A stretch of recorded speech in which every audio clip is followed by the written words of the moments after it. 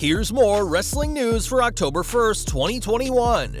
And your headlines for this afternoon include WWE files the trademark nickname for Xyon Quinn, WWE reportedly shopping new documentaries to outside platforms, released WWE star says her constantly pitching ideas in WWE rubbed people the wrong way, I fault him not for being rotten, but for doing this knowing that he's rotten.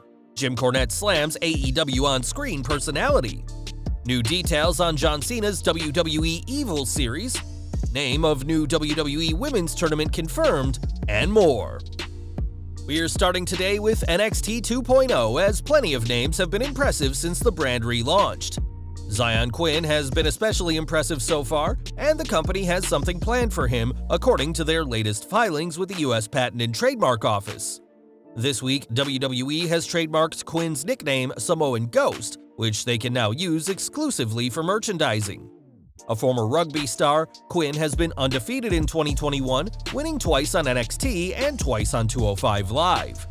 In his past two matches, Quinn had defeated NXT veteran Oney Lorcan, and with his nickname now officially part of WWE, the future looks bright for the 31-year-old superstar. This week, Free the Narrative 2 took place, marking the first in-ring appearance of Braun Strowman since his WWE release. Now going by Adam Scherr, the major focus of FTN 2 was that EC3 released the Titan from within the former Universal Champion, but that's not the only big story from this unique event. At the end of the show, a recap played of former Free the Narrative events, and in a voiceover, the line, "Fiends can emerge," can be heard. And fiends can emerge, and fiends can emerge. This line obviously had fans talking about Bray Wyatt, and it could be that FTN 2 was the first step on Wyatt's eventual return to the ring since his own WWE release in late July. The former WWE and Universal Champion didn't appear in person during Free the Narrative, but the mere mention of the Fiend has had fans wondering if Wyatt will be the next person to have their narrative freed by EC3. This may already have been in the works for some time, as earlier this year, EC3 responded to a fan's question about Bray, saying that Wyatt will transcend into his final and most powerful form. Given that Free the Narrative is all about overcoming what you became in WWE, it's entirely possible that Wyatt could appear at a future event and unleash his most powerful form.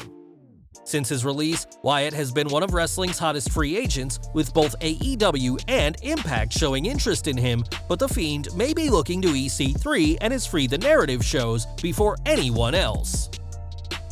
If you're a subscriber to the WWE Network or Peacock, you'll know that WWE has a ton of documentaries, and now fans without either service could be tuning in. PW Insider reports that there's been talks within WWE on having their documentaries shopped around to other streaming services and broadcast networks not currently associated with the company. With the exception of the 9/11 documentary, WWE hasn't published many docs in recent weeks, despite a WWE Icons on Lex Luger and a special on Vladimir the Superfan being completed. A special on the Nexus has also been in the works for some time, but there's no word if any of these docs will ever be released. There's also no word on who WWE wants to shop their documentaries to, but A&E makes the most sense after the success of the recent biography series. With a rich history, WWE has plenty of possible documentaries that they could make, and as for now, the company could be sending their projects outside the company. One person who probably won't be featured on these documentaries is Chelsea Green, who was released earlier this year after her second main roster call-up. Green was released after suffering a severe wrist injury during the November 13th SmackDown, and has since found success in ROH, TNA, and NWA. Speaking to Bully Ray on Busted Open Radio this week, the Hot Mess spoke about her release and, when asked, admitted that her constantly pitching ideas to creative may have hurt her chances.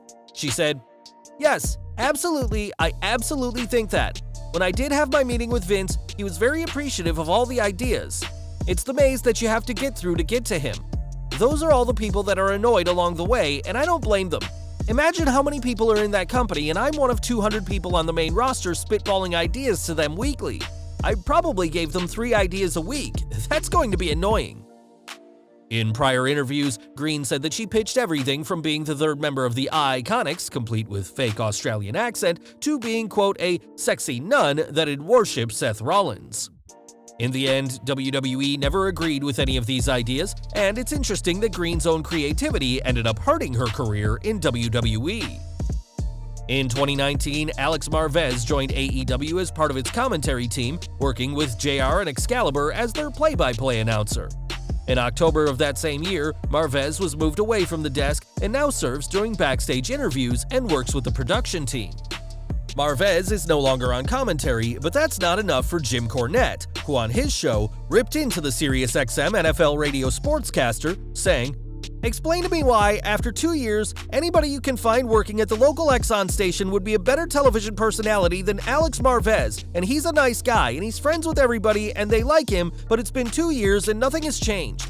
Every move, every word that he utters, every expression is completely without realism or emotion." He's reciting something, a pitch or a question or an intro to the talent that has been scripted for him, and he's memorized to the point where he's talking to them but looking at the camera because his deer-in-the-headlight stare will not let him actually look at the people he's actually speaking to, and they have umpteen interviewers and announcers now. Cornette went on to say that not only is Marvez rotten at his job, but that he knows he's rotten and still does it, and added that it's not right for AEW to keep him around. The controversial wrestling personality concluded by questioning if one reason could be given as to why Marvez should ever be on TV, especially with AEW now having multiple announcers and backstage interviewers. Cornette also took aim at Excalibur, saying that it was egotistical for a commentator to have kept his mask on, and said that he hates that Excalibur keeps bringing up his own wrestling past, or as Cornette called it, wrestling on outlaw shows in a barn 15 years ago. It should come as no surprise that Cornette has a lot to say about AEW, but we wouldn't bet on Tony Khan changing up the company's commentary team in a major way, just based on what the former Midnight Express manager thinks is best. Earlier this year, a new series was announced by WWE and Peacock, which will focus on some of the most villainous heels in WWE history. Appropriately titled WWE Evil, the show will be narrated by John Cena, who also serves as an executive producer, but the 16-time world champion isn't the only big name tied to the docuseries. PW Insider reports that several top names have been filmed for the show, including Hulk Hogan, Mick Foley, Randy Orton, The Usos, Batista, Bayley, and Paul Heyman. The Undertaker and The Godfather have been interviewed this week, but there's still no word on when the series will actually be airing. Getting names like Cena and Batista is a huge coup for WWE, as both men are kept busy with their successful Hollywood careers. But time will tell when WWE Evil is released by Peacock. Speaking of Hall of Famers, John Bradshaw Layfield was inducted earlier this year, despite his infamous reputation for being a bully. From using homophobic slurs at French superstar Rene Dupree to legitimately attacking the Blue Meanie at One Night Stand 2005, Bradshaw's acts out of the ring are known just as well as his in-ring achievements, and that's something he knows all too well. Speaking on Rick Bassman's Talking Tough podcast, JBL addressed his reputation of being a bully, saying, "You know, I could have deserved it, I don't know. We were younger, we broke balls, and I was a loud guy from the South, and a lot of people I think took that wrong. Some of my reputation could be deserved. I'm not trying to rewrite my history, I wasn't a saint. I drank a lot back then, and we ran the roads, and we always loved to crack. It was just part of what we did, and I think a lot of people took that wrong, and some of it could have gone too far. I'm not trying to excuse anything I've done." Speaking about the Mauro Ranallo situation from 2016, where JBL mocked and berated the beloved commentator for winning the Wrestling Observer's Best Television Announcer Award, the Texan admitted that he regrets the whole situation, and wished Mauro knows that. JBL may be full of regrets now, but that didn't stop him from refusing to apologize for his actions during his Hall of Fame speech, in which he told people, quote, "Cry me a river, snowflake," as it's hard to tell just how sorry he really is. And we're ending today with the King of the Ring tournament, which will reportedly return this month and see a new king crowned in Saudi Arabia. WWE will hold a women's equivalent of the tournament, but they won't be coronating their first Queen of the Ring. In August, WWE registered a trademark for Queen's Crown Tournament, and on his podcast, Andrew Zarian confirmed that this is the name WWE is going with. The finals for the Queen's Crown Tournament is still scheduled for Crown Jewel on October 21st, and with no superstars announced for either competition, it'll be interesting to see who the company crowns as their two reigning monarchs over the entire main roster.